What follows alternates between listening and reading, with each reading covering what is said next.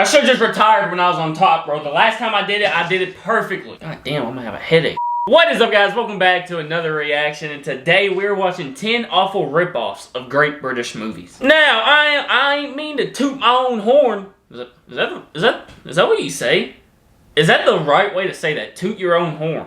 Why does that sound sexual?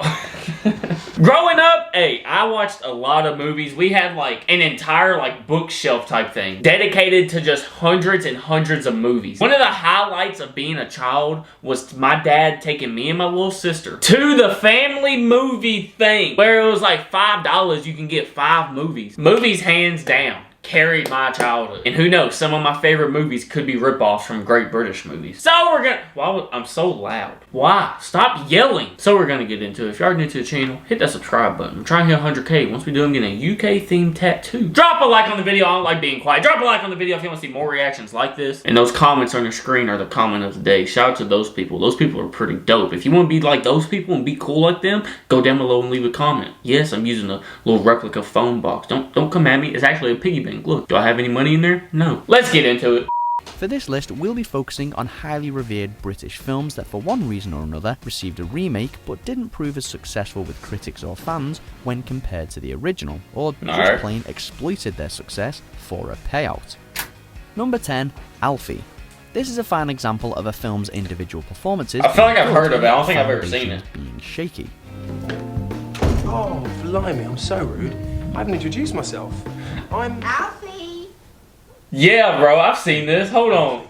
2004's Alfie stars Jude Law as the eponymous womanizer, played by Michael Caine in the 1966 original. Well, you all settled in? That's the one I've seen. My name is... Alfie! Yeah. Yeah, I've seen the original. I haven't seen the remake. Alfie. Law does hit all the right notes, but this remake merely goes through the motions and doesn't achieve anywhere near the same social commentary as Michael Caine's Outing, which was at the core of the original's charm. At times, it focuses far too much on entertaining rather than educating. There's an expression the Yanks use, go with the flow. Michael Caine's version managed to do both. I've made you steak and kidney pie with it. I'm fed up with hot pots and steak and kidney pies. Why can't we have something out of a can for a change? Bro, I don't know why I seen that. I feel like that's one of those movies that just like popped up on TV one day and like we had nothing else to watch, so we just watched it. School for Scoundrels. This that's a good movie. Follows young I've seen Roger, that. a bit of a geek who attends a confidence-building class in order to win the affections of a girl he likes. No, that's Napoleon his Dynamite, has bro. the same idea. Normally, I'm not the type of guy who falls in love with a chick. It's not what I do. But with Amanda, something just clicked. Love triangle plots are a proven science. The main problem here is that the original 1960s School for Scoundrels featured a brilliant Ian Carmichael and an even greater Terry Thomas, John Heder and Billy Bob Thornton. Yeah, I didn't even know that movie was a remake. Remake, yeah. Sure you wouldn't like that handicap? No. Add to that the lack of the original's classic one-liners and you've just got, well, a film. Certainly not worthy of the same name. Number 8, Clash of the Titans. The 1981 version of Clash of the Titans was like Jason and the Argonauts meets Flash Gordon, based in myth and fun as hell. It also educated viewers on key mythology like Medusa and the gods.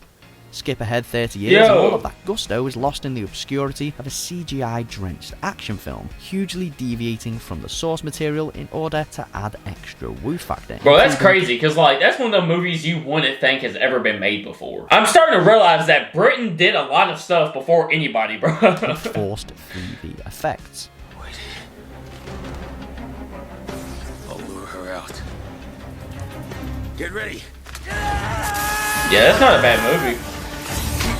It merely rides the wave of mythological classics made years before it. The cast was actually pretty good. Mads Mikkelsen, Liam Neeson, Ralph Fiennes, Sam Worthington. What a shame. You're the son of Zeus, after all. Number 7, Village of the Damned. Sweetie, was the soup too hot? Oh, hell Something no. inexplicably terrifying about creepy English children with blonde hair, glowing eyes, and telepathic abilities, especially in black and white. That's what 1960s Village of the Damned was all about. The 1995 remake, however, not so much. Swapping the setting to America instead of England and shooting the whole thing in glossy colour. It's really hard to compare them, like, if I've seen like the remake and not the original. It's hard to compare which one was better for me because I haven't seen like the original or the remake. The proven formula of the original, which offered something matter of fact and eerily realistic. What are you waiting for? You got your orders. Adding the likes of Christopher Reeve, Mark Hamill and Kirstie Alley to the cast list didn't do it any favours either. Number 6, Bedazzled. Both the 1967 and 2000 I've heard of that versions movie. of Bedazzled follow a very similar storyline. Man sells his soul to the Hey, devil if this video does anything, at least it will give me a bunch of new movies to watch. and wishes to try and impress the girl of his dreams. But can I be someone who women yearn after and crave for and lust after? You'd like to be young and sexy and dynamic and have beautiful women hurl themselves at your feet. Yeah, Yes. that's it. What follows are a series of farcical failed scenarios where he tries to win her over. Now, the tongue-in-cheek duo of Dudley Moore and Peter Cook simply cannot be matched by Brendan Fraser and Liz Hurley. Simple as that. How would you like to make one simple decision that'll change your life forever? Okay, I'm glad Scientology works for you. What felt risque and cheeky in the original is recycled for cheap laughs, which was, in director Harold Ramis's words, aimed at teenagers. Yeah, you can tell. Here I go again. Tissue? No, I never wipe my tears away. I'm not ashamed of them. I wear them proudly. Like small, wet, salty badges of emotional truth. Number 5, Straw Dogs. The 2011 remake of Straw Dogs takes the cute couple being terrorized by locals plot and shifts it to Mississippi instead of the English countryside. Bro, what? Pronounced backwater, Mississippi. Show a little respect for the cradle you're Bro, that's a hell of a place to go. That Mississippi country is different from any other type of country now. Changes a fair few things about the characters and storyline, ultimately to make it more digestible. I don't even understand why you are protecting that monster. Oh! In turn, this results in a loss of the original's gritty, claustrophobic feel. I mean, this is a film that seems to revel in visceral violence, whereas the original made you fear every dirty, blood-soaked second of it. Yeah. Do it, Charlie.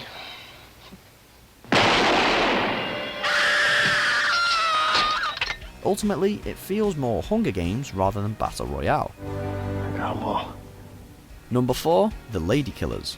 Balancing between Really? comedy and slapstick I've is seen incredibly that. difficult, but 1955's The Ladykillers managed to do it, with powerhouse performances from the likes of Alec McGuinness and Peter Sellers. Yo. The 2004 remake, however, took its tricking of an old woman heist storyline and turned it on its head, substituting subtlety for outright ridiculousness with a posh, sweet-talking Tom Hanks as the lead. Yeah, if that movie did any sort of numbers at all, it's because of Tom Hanks, bro. Everybody loves Tom Hanks.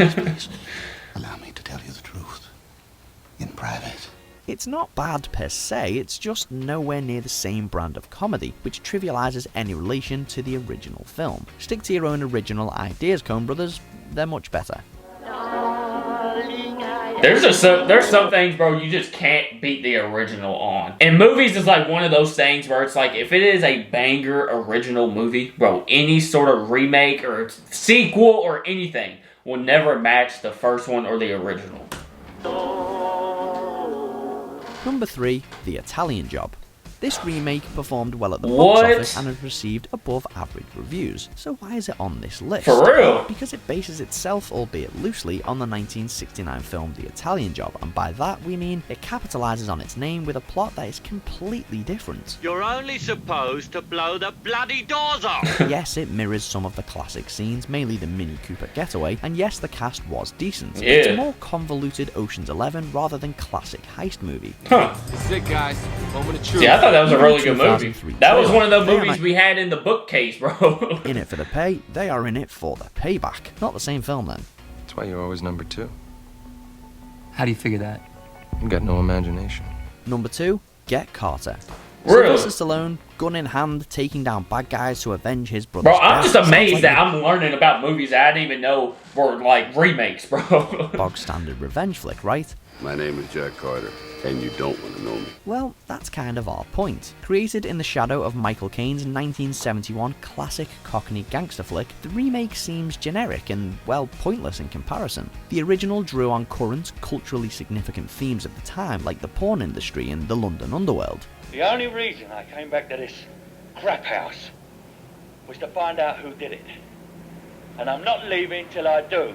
The remake seems to just emulate these themes but use them to glamorize violence. The only real similarity is that the lead characters share the same name. Remember, you kill me, you'll be on the run for the rest of your life. It's been nice knowing you, Jack. Before we reveal our top pick, here are a few honourable mentions. Alright. The Jackal. Well, guess the automatic sighting works. Yeah. Thought I was about to sprawl. I love Jack Black, bro. Please. The Omen ain't bad either. That's one of them weird-ass movies, though. Number 1, The Wicker Man. This is a film renowned for I never seen that. terrifying themes that leave the viewer questioning pretty much everything they know about their own ideology. Of course, we're talking about the 1973 original here. Oh God! Oh Jesus Christ! You'd be forgiven for mistaking this 2006 remake starring Nicolas Cage for a dark satirical comedy, as it features a series of overacted cage rage moments with the actor punching and kicking women, hijacking bicycles, and just plain screaming. I feel like I've seen that. Get off the bike. Get off the bike. Yeah, I think I've seen this. Step away from the bike. Seriously, this film is... Hey, I'm sorry, I'm a sucker for a Nicolas Cage movie, come on now. Like the original, for all the wrong reasons. Want proof? Just watch the B scene. Yeah, bro, I've seen this. Not me, not me. I am definitely allergic to anything with a damn stinger. But alright guys, that is it for 10 awful ripoffs of great British movies. Y'all let me know what some of y'all's favorite movies are. And maybe some of y'all have seen like the original and like the remakes of some of these. And you can actually tell me like how accurate Watch Mojo is with this top 10. Because most of those I've seen the remake but never the original. Or I've seen the original and not the remake. So it's hard for me to compare any of them. But y'all let me know down in the comments. And if y'all are new to the channel, hit that subscribe button. We're trying to hit 100K. Once we do, I'm getting a UK themed tattoo. Drop a like on the video. Y'all want to see more reactions like this. Thank you guys so much for watching. Make sure y'all go out today. Spread love, spread kindness. Do something nice for somebody today. I love you guys so much. I really do. JT Reaction, I'm out. Peace!